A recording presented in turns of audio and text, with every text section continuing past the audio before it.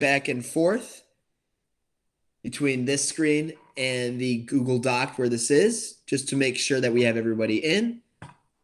And before that, while this thing is getting started up, copy the link. So if you would like to follow along, you are more than able to. Just follow along in the chat. That will help you follow along. That is a simple Google Doc. You can view it. Let's get ready to go. So, like I said, I hope everyone is healthy and safe. Thank you for all the support. It truly means a lot to all of us. And as always, remember, fill out that form. Fill out that form like we just showed you. I will be sending an email out later. Please fill it out. Fill it out. Fill it out. Make sure everyone's in. Fantastic. Hopefully this week we don't have any microphone issues like we did last week. That was pretty fun. So we always start off with some questions to ask yourself.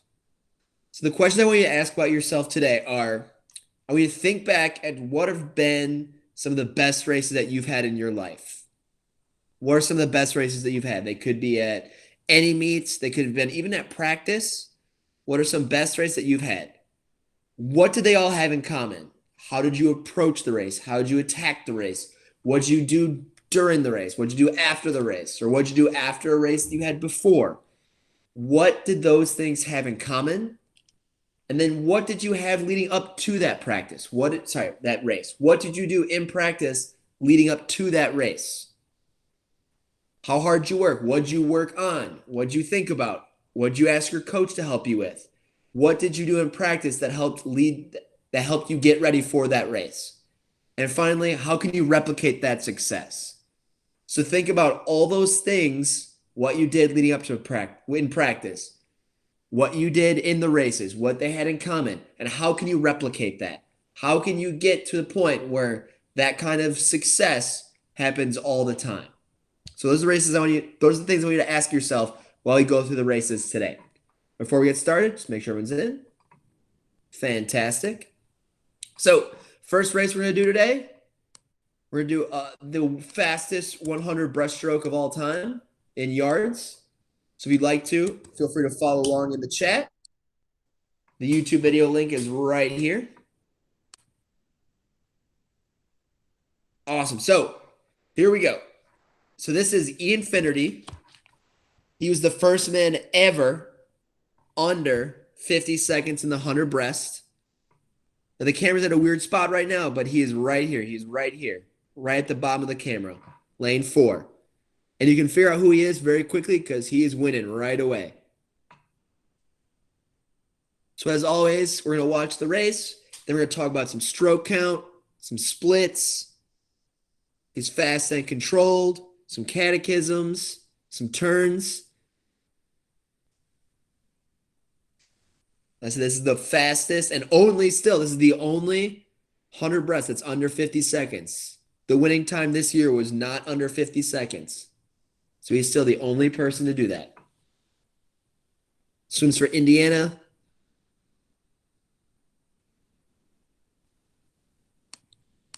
Loop. Awesome. 49.69, and he's pumped. I'll see some celebrations like that when we get back in the water. Just for being in the water, I want to see some celebrations. So before we get started, let's make sure everyone's in.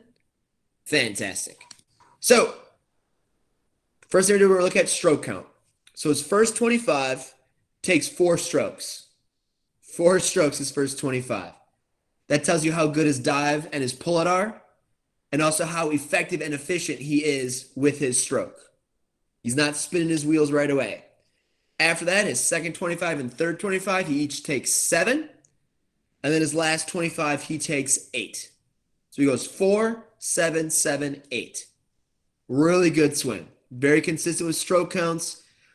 Only took 20-some strokes, 26 strokes the entire race. In 100 breaststroke, 26 strokes. Just incredible. So if you take a look at his splits here, his first 50, he was 23-26. And he was back, his second 50 was 26.43. So his fade, which remember is the difference between the first half and second half, was about 3.1, 3.2 seconds. So he was a little bit under the average fade for the 100 breast, which is 3.4. Remember, that is short course. It's a little bit bigger long course. So he was a little bit under that fade, that average fade that we see. So here we go. Here's when I start asking you guys your thoughts. Before we go, make sure everyone's in. Fantastic. Should get a good list of people who I can ask some questions. Awesome. So we're talking about his race strategy a little bit. So Gabby Blake, I want you to put in the chat what you think of his fast and controlled. Ari, I want you to think about what he did to make a move. And Simone, what did he do to hunt and kill? So Gabby Blake, fast and controlled. Ari, make a move. Simone, hunt and kill. So when Gabby Blake's going to think about this, she's going to think about the differences between short course and long course. So a while back, we talked about long course and short course and how one of them, you need to be a little more fast than controlled. The other one, you got to be a little more controlled than fast. Ari, I want you to think about how his turns either helped or hurt his move. And lastly, I want Simone, what did his hunt and kill look like? What did he do with his stroke or his stroke count to help him with his hunt and kill? So Gabby Blake, fast and controlled. Ari, make a move. Then hunt and kill Simone, what she is best at, hunting and killing. So let you guys think about that. Think about your answers in the chat. And then we'll play the race while we're going. So Gabby Blake's going to think about fast and controlled. Ari's going to talk about make a move. Simone's going to think about hunt and kill. So we're watching the race. He's turning right about now. And Ari, you have a very important answer because we're going to be talking about some turns later because his turns are either very good or very bad. I don't want to give it away yet.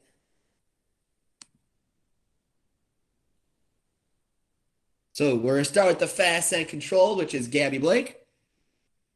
He was attacking his race and going a little bit faster than what you do in long course. Absolutely. Absolutely he was. So we talk about in short course, you got to be a little more fast than controlled. Long course is a little more controlled than fast. You still got to go out fast. You're not going to be able to go 49, 69 in the 100 breaths if you go out in 24-0. You just can't. So speed is always a limiting factor. So in short course 100 breaths, yes, he was able to attack it much, much more than he would in a long course. There's a reason why the same year he went this, he did not make the world championship team in the 100 breaths because he tried to take it out too fast and he was a little reckless in long course. But short course, it's perfect. So well done, Gabby Blake. Ari asks, his turns helped his move. Yeah, they did. Absolutely they did. I'm kind of giving away what we talked about at the end, but absolutely his turns helped his moves. He always finished on a full stroke. He always finished on a full stroke. He never glided in and he never crunched. He always attacked his turns and he always finished on a full stroke. Remember, what goes into the turn is what's going to come out of the turn. So the faster you go and the better you go into the turn, the more you're going to get out of your turn. That really helps his move. That really helps his race. Well done. And then Simone, he picked up his tempo and his strokes weren't as long. Absolutely. We see that in his stroke count. He went 4, 7, 7, 8. So that 8, he really picked up at the end. He knew going into that turn, that last finish, those last 4 strokes, he had to pick it up because we all have been in 100 breaths or any race where that last 15, that last 25 yards, your hands are burning, your forearms are burning, your legs, you're burning, your lungs are burning. You got to get your hand to the wall. Got to get your hand to the wall. And that's what he did. Those last 4 or 5 strokes were all about attacking. We're all about picking it up and getting to the wall. The analogy I like to use is the house is on fire. You're tired. Your house is on fire. You're burning. You're hurting. You got to get your hands to the wall. And you got to do something to put that fire out. And him picking up his tempo was the way that he put out that fire. So excellent job. Excellent answers, you 3. So now, Luella and the Coast, I would like you guys to each say a catechism that you guys see. 1 to 2 catechisms that you see in this breaststroke. So here are the catechisms. Once again, flat on out sweep, stretch the Y, in sweep like windshield wipers, grab and pop the hips, power squeeze with the arms, coil and strike, Shoot the hands, skinny lunge. Lunge forward into dry back. Hands moderate, fast, super fast. Flare the feet and snap the kick. So Luella and the coast, I would like you guys to say 1 to 2 catechisms each that you see.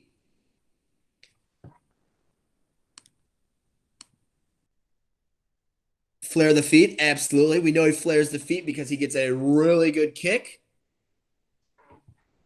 And just looking ahead, talking about catechisms, Monday, we're probably going to do a review of the catechisms for the stroke. So just so you guys know, going when we start swimming again, what they are, kind of review them. We've gone over a lot of them these last 2 months. So we're going to make sure we know them all going ahead of time so that we can work on them right away. So flare the feet, absolutely. We know he's got a good kick. Oh no, the coast left. Luella, can you give us one more? Luella, can you give us one more? One more catechism that you see? We got flare the feet. Luella, can you give us one more since the coast left?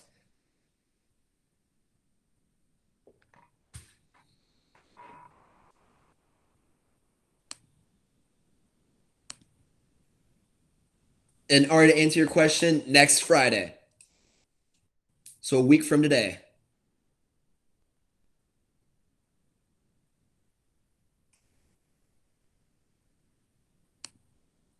Stretch the Y, absolutely. You can definitely see him stretch that Y. He's able to grab a bunch of water and really help him pull himself forward through the water. Nice job, Luella. Thank you for answering too. Well done. So, last thing we're going to talk about in this race is his turns. Turns, turns, and more turns. So last week, or maybe it's the beginning of this week, we talked about adjusting your timing and your strokes to the walls, especially in open turns. Adjust your your timing and your strokes to your turns. You don't want to crunch. You don't want to finish super long. You want to finish on a full stroke both times. So, Alex Frick, this question is for you. I want you to look at his second turn and his finish and see what he did. And double L, this one's for you. What do you notice about his third turn? So it's 75 going into his 100. Both of you want to look at his approach. So double L and Alex Frick. I want you to talk about his turns. So to start the race over, you got to see it again. So Alex Frick, you're looking at his second turn and his finish. So both times he's going to be finishing on the block side. And double L, his third turn. So his last turn. What do you guys notice? Not so much his turns, but also his approach to his turns.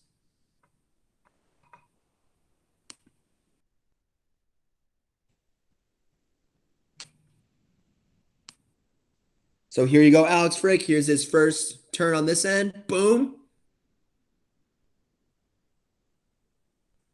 And then double L, here we go. This one's for you, coming up to this wall.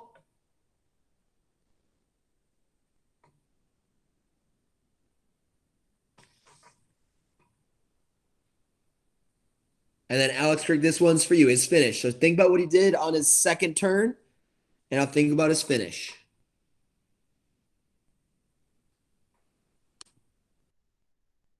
Finished on a whole stroke? Absolutely. So on his third turn, he finished on a full stroke. But I want to see, hopefully it's not too laggy on your screen. So hopefully you can see this. So we talked about this in the open turn clinic. So it's paused on my screen right now. So we talked this in the open turn clinic. Yes, he finishes on a beautiful full stroke.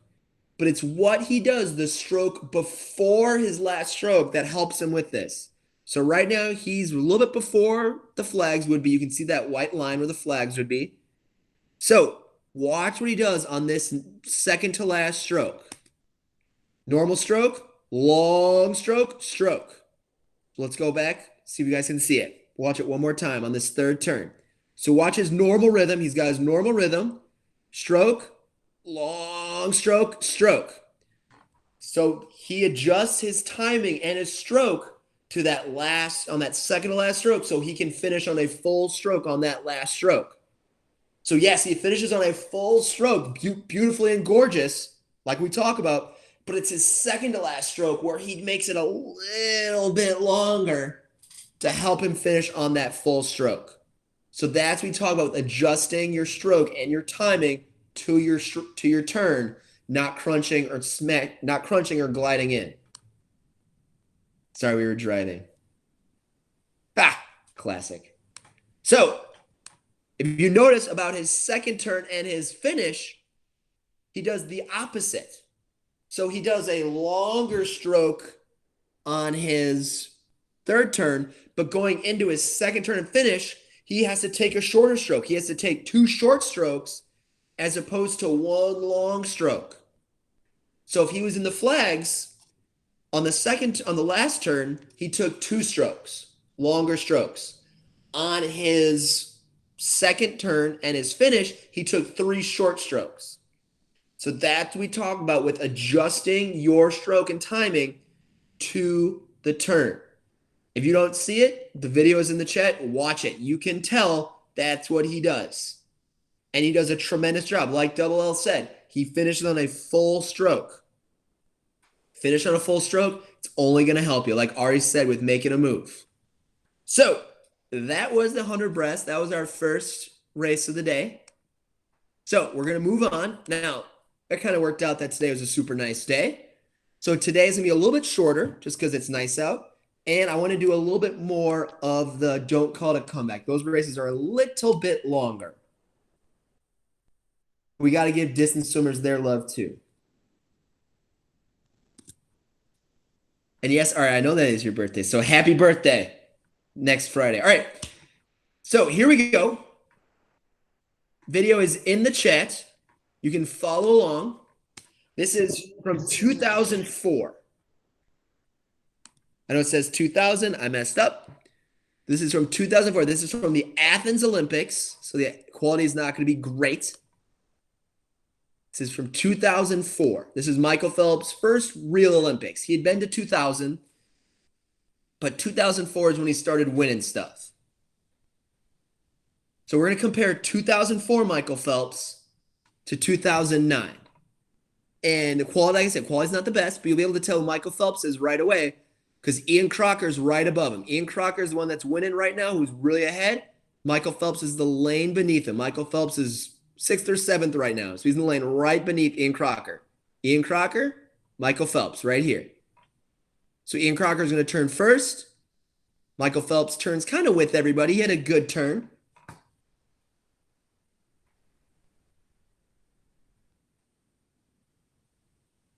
So here comes Michael Phelps. Here he comes. We always know Michael Phelps has great closing speed.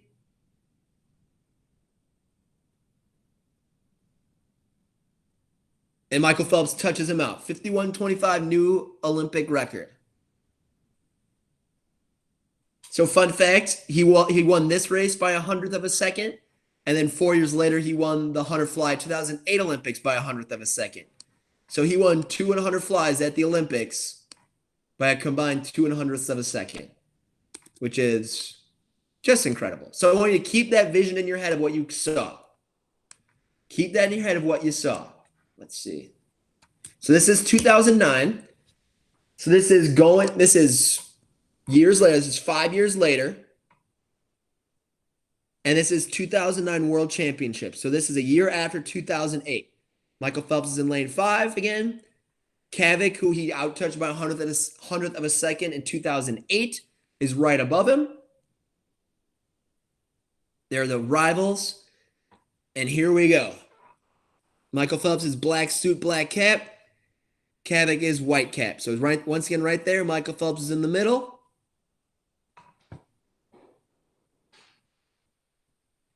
And Kavik is blazing. He is going out fast. He is going out fast. It's down 22.6. That would have gotten third in the 50 fly at the World Championships. But here comes Michael Phelps.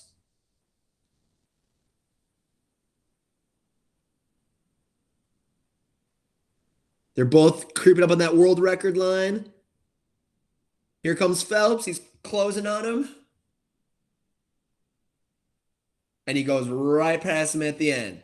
First man ever under 50 seconds in the 100 fly. First man ever, 49.82. And he's pumped. He is hyped. So a lot of people don't know is that Kavik was talking a little bit of smack before this race, saying the only reason that Michael Phelps beat him in 2008 was because of his suit. So Michael Phelps, this is an old suit that Michael Phelps put on, and he still beat him. It was awesome. That's why he's so pumped, right? That's why he grabbed his suit, because it was an old suit that he wore many times. It was not a new suit, which was awesome. So, close out of that. Make sure we're all in here. Excellent. So, fix this real quick. So, 2004, we had 51.25 win the Olympic gold medal. Stroke count, he was 17 strokes the way down, 19 strokes the way back. Let's just take a look quick at the Olympic averages from 2016. And just look at that right there, 17, 19. He's right on it. I still can't believe it's that close of a difference. That just shows you how good and how important underwaters are. That's only a 2-stroke difference between a 25 with a dive and a 25 off a turn. Sorry, 50 off a dive and 50 off a turn. That they're 2-stroke difference. Just incredible. So he's right there on the average. So he's out about 23.6 his first 50, and he was back 27.6. So that fade is about 4 seconds. It's 3.99 to be exact. It's about 4 seconds. The average fade for a 100 fly long course is about 3.6. So he's a little bit over. He's a tad over. Now this is where things get fun. Look at 2009. Now he's 17 and 18. So 1-stroke difference between his second 25, second 50, and his first 50. 1-stroke difference. That's just incredible. That shows you really how important underwaters are, that he's able to do that. How many times do we see people go 17 and then 25 because they're so tired, or 17, then 26, and again, they're just going up and down, up and down. That's just incredible that he's able to do that. He's out 23-1, back 26-7. 3.5 seconds, the average fade, 3.6. Boom, he's right on it. That is perfect. I wonder if he practiced going 26-7 from a push in order to do that. Just food for thought. So let's dissect it a little bit. So in 2009, he took the same number of strokes on his first 50, but he was out about half a second faster. Half a second faster with the same number of strokes. 2009, he took one less stroke on his second 50, but came back almost a full second faster.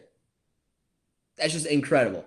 So we already talked about what his close stroke counts mean. It means he's really good at being efficient and explosive, but he's also really good at underwaters. Really good at underwaters. So let's see, who am I going to call on to say what's similar about his races? Who haven't I called on? Amy. I want you to talk about what's similar between his races when we talk about the next subject. So Amy, what are similar things about the races? So keep talking here. So it took him 5 years to cut a little bit over 1 second off his race. So you look at 51.25, 49.82, it's about 1.4 seconds. So it took him 5 years to drop 1 second. That is incredible determination, perseverance, and just really good training. He was able to take all his races leading up to that, keep learning, keep growing, take the good and the bad, take his wins and losses, and keep going, so that he was the first man ever under 50 seconds. They did it 5 years later. Because you know in 2004, he was thinking, oh, 2008, I'm going to be under 50 seconds. It's going to be awesome. Didn't happen at the Olympics. Happened a year later. 5 years to cut 1 second. So that shows incredible determination on his part, and that's why he's the best. That's why he is the GOAT. So let's see what Amy said. What are similar about his races? He had almost an even number of strokes for both 50s. Absolutely. Even number of strokes. And also look at the race strategies. They were very similar. Same number of strokes. So in the first race, Crocker took it out really fast and was ahead of him by quite a bit. Let's see if I can pause it. So look at this on the screen here. Crocker touched the wall, Look how far back Michael Phelps is, but he's not doing anything to get out of his race. He is swimming his race. Michael Phelps is going to go 17-19, and Crocker's probably going to go, we talked about 17-21 or something along those lines. So it's all about swimming your race. The same thing happens in 2009. Look how far ahead. Kavic's already turning. Kavic has already touched the wall, and Michael Phelps is just touching it. So he's turning. Phelps is touching it. Swim your race. Do your number of strokes that you know you need to do to be successful. Execute your race that you know you need to do to be successful. That's what it's all about. If someone is flying out past you, you got to make sure you're swimming your race. And then when you get to the end, like what happened here, yeah, then you got to race him. But at the beginning of the race, make sure you are swimming your race. Push yourself. Push yourself. Don't let someone else push you at the beginning. Then when it's time, then you go get somebody. Then it's time to race. But at the beginning, make sure you are in your zone. You are in your zone. You're not in somebody else's zone. Awesome. So, last thing we're going to do for the day, like I said, the comeback races are going to be a little bit longer just because we got to give some distance freestyle their love. And it's also a great lesson. And we can get you guys out of here so you can enjoy outside. So, this was 2019. So this was last summer. So, in 2019, Katie Ledecky goes in as the prohibitive favorite once again to win the 400 and 800 and mile and all these races at the World Championships. So the 400 free is on the very first day of competitions. And there is a rising star in Australia. Her name is Ariane Titmus. She's, I think, 16, 17 years old. And she's considered like the Australian Katie Ledecky. She's just better than everybody in Australia at distance. And if you're watching my screen, you can see her stroke and you know why. Look at that. That is just gorgeous. Just absolutely amazing. So 2019, it was kind of built up that, all right, we're going to see what Ariane Titmus looks like compared to Katie Ledecky, because there's a bunch of stories on Swim Swam talking about, oh, Ariane Titmus is the next Katie Ledecky. Like, we are seeing this. This will be a good test for her to see what she goes up against Ledecky. So in prelims, they both kind of chill. They know that they're two of the best swimmers in the field, as you can kind of see already in the race. They know they're the best. So they don't really go all at it in the prelims. But this is finals now. And at finals, this is where things get fun. They're right next to each other. And we all know Katie Ledecky's strategy is to usually go out fast. We've watched a lot of her races these last couple weeks. And she's always out fast. She's always the one turning first. But now Titmus is the one that's turning first. And now Ledecky's hunting her down. So it's a little bit different strategy that Katie Ledecky normally does. She's the one that is now doing the hunt in instead of being the hunter. This was last summer. So the world record line, that's Katie Ledecky's world record right there. So they're a little bit off world record pace, which is fine. That world record is absolutely insane. It's 3:56, which is just incredible. So all you distance swimmers in here, get going. You got to average 59s for the 400 free long course. You can do it. I believe in you. So we're at the halfway. We're a little more past the halfway point, and Ledecky is in the lead. Not by much, but she's in the lead. And once again, everyone is like, all right, Katie Ledecky's going to pull away.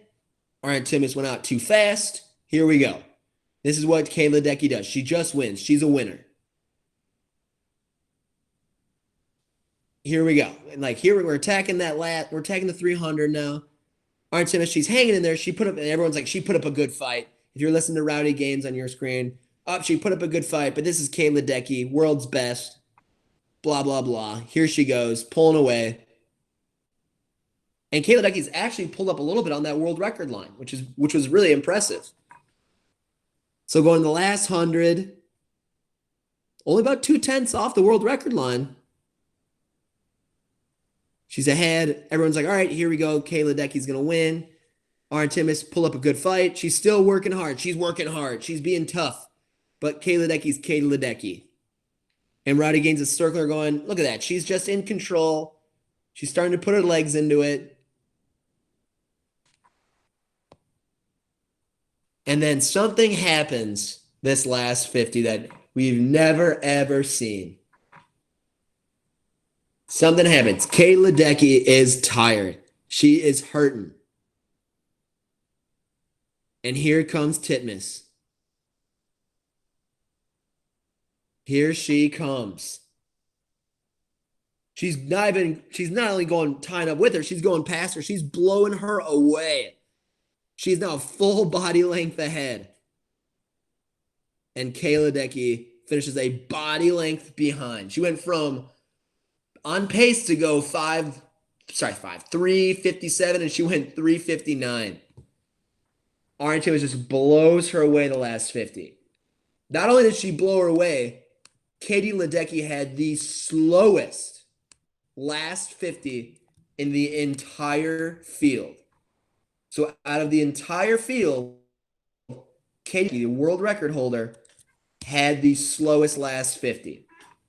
So everyone was freaking out. Everyone was freaking out that, oh my God, Katie Ledecky got beat. Katie Ledecky got beat. What's wrong? What's wrong? That entire time, you don't hear a peep from Ledecky. She doesn't get out after the race and make a bunch of excuses. She gets up. She takes ownership of it. A few age group 1, age group 2 people.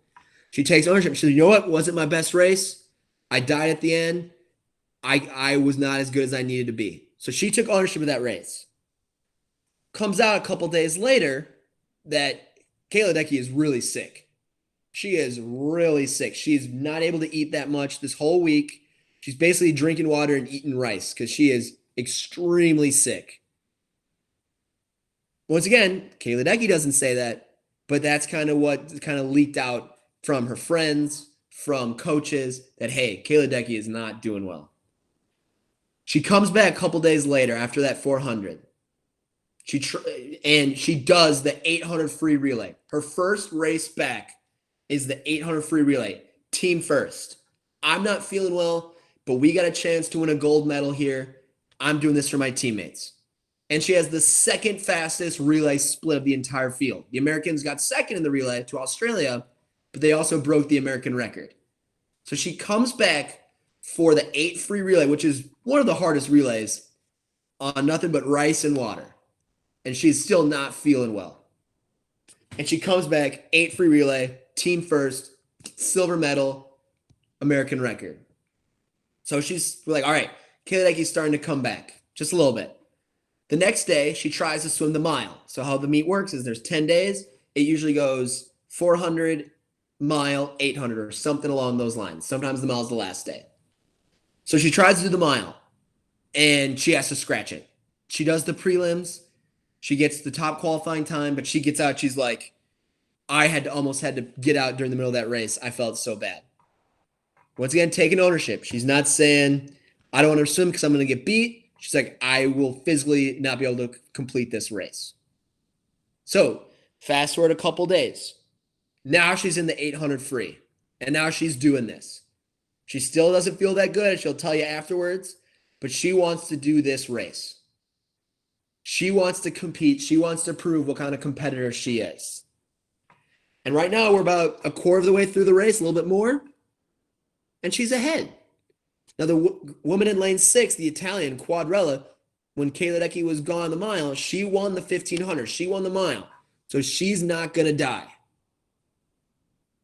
Kayla Ledecky's hurting a little bit from this whole week, but Quadrella's not going to die, and Ledecky's out pretty quick. She's doing well. So at the 300 mark, Ledecky's in the lead. But I want you guys to think about that. What's been a time in a meet or leading up to a meet where you either not felt so good, or you're like, man, I really don't want to do this race, and you've done it because you've cared about the team. You've wanted to help the team. You wanted to prove to yourself that you can do it. Now, sometimes, like with the mile, we got to make scratches. Sometimes it's just not worth it for your overall health. I remember a couple years ago at 13 over state, Ryan Wood, man, I've never been more proud of someone. It's a 4-day meet. We're on Saturday morning, and he just comes in, and he's having a little trouble breathing. He has a little bit of trouble breathing. He's got a little asthma. And at Recplex that year, it was brutal. It's nothing like what it is now. That year, it was a mess. He comes in. He's like, Caleb, he's like, man, he's like, I don't know if I can do this. He's like, I'm going to do the 200 back and see how that goes. in the prelims. Does the 200 back prelims, makes it back for finals, but he's just a mess. So he's like, you know what? I want to do the relay tonight. So I want to scratch the 200 back and come back for the relay. I'm like, absolutely. And he finished off the weekend. We set 3 team records that weekend in relays. Sorry, 4 team records in relays. And he was a part of some of them. But it was all about the character that you have. All about the character. He was able to overcome those obstacles. He wanted to be a part of the team. He wanted to help the team. And he wanted to prove to himself that he could do it. We all have those points either in a meet or over a many-day meet or over a single meet or even in practice. We're like, oh, man, I'm either not feeling good, being sick, or I'm tired, but I got to do it. You got to overcome those obstacles. And look at right now. Quadrel's pulled up even to Kay Ledecky. She was ahead, and now she's pulled up. So now we're going to find out even more about Kay Ledecky. She's sick. She has all the excuses in the world to now give up. The media knows she's sick. Rowdy Gaines is talking about, oh, man, Kay Ledecky, you can just tell she's not feeling well. Everyone has an excuse built in for her. Everyone has an excuse built in for her. With 300 meters to go, she's half a second behind. No one would blame her if she got second. They'd be like, wow, she got second. What a great race. But that's not who she is. She's a competitor. So we're going to see her, what she can do these last 250 meters. Remember, the girl next to her won the mile. So she's going to have the endurance. So that's the thing about that. Think about a race where you're going into it, you were like, oh, man, this is going to be tough. I don't know if I can do this, but I'm going to do this. We've all been there. We've all had those races. I want you to think about how you overcame that. What'd you tell yourself? How'd you put yourself in that zone? And have you had a time where, you kind of did the opposite, where the race was kind of hard. It was a challenging race going into it. And you're like, you know what? I'm at the Pirate Plunge. I'm at GMO. I'm not feeling well. It's okay if I mailed in this one. We've all been there too. We've all done it. But our goal now is to overcome those obstacles, is to take ownership and overcome those obstacles. It happens to all of us, but it's what you do that defines you. You can say all you want. Oh, I'm going to race this. I'm going to race this. I'm going to race this. But like Kay Ledecky right here, she's saying, I'm going to win this. I'm not just going to race this. I'm going to win this. And she's going to show us what she's about. And it's going to be awesome. I remember watching this live. I was like, man, I can't believe Ledecky's going to lose twice in one meet. That's never happened before. There's about 150 meters to go. Here's what we look at. Ledecky's pulling up even with her. And if you look at the splits, you're probably thinking, well, maybe Quadrel's hurting a little bit. She's getting tired. No, Quadrel's keeping it even this whole way. Ledecky's last 100 is just that she's able to go into that zone that only people are able to go when they really want to do it. Because at this point, it's not about survival. It's about winning. Kay Ledecky's last 100 here was actually faster, a lot faster than her last 100 of her 400. It was like 2 seconds faster. She is not going to lose twice. It's not about loving to win. It's about refusing to lose. And it also means not only to her, but to herself. She doesn't want to lose to herself. And look at her. Comes off that well. Look at that kick. Look at her tempo. Just going nuts. She went from having the slowest last 50 in the 400 and now look at her go. She's just blowing away everybody now. This is Kay Ledecky right here. Not making excuses. She's all about winning. And that's what makes her Kay Ledecky. Just incredible. Just an incredible race. Like I said, she had every excuse built in for her, and she overcame them. She overcame herself. She overcame the competition. It was just incredible. Just incredible. So, like we talked about, in life, there are curveballs. There are times when situations are out of your control. What are you going to do about it? Are you going to cave in and be like, make some excuses? Because you have them. Oh, I'm sick. I've eaten nothing but rice and water this week. I lost the 400 race, so no one expects me to win this. Or are you going to say, you know what? I'm going to win this. I'm Kay Ledecky, and I'm going to beat these people, because that's the kind of person I am. So I want you guys to kind of think about that as we slowly start to prepare to get back in the water. And things are going to be a little different when it's one person to a lane, two person to a lane. You got to be able to push and challenge yourself because that's the kind of person you want to be. Now, we're going to talk a little bit more about this tomorrow during our leaders brunch. So make sure you guys are here for the leaders brunch. It's going to be tomorrow. Thank you so much for being here today. Please enjoy outside. It's going to be a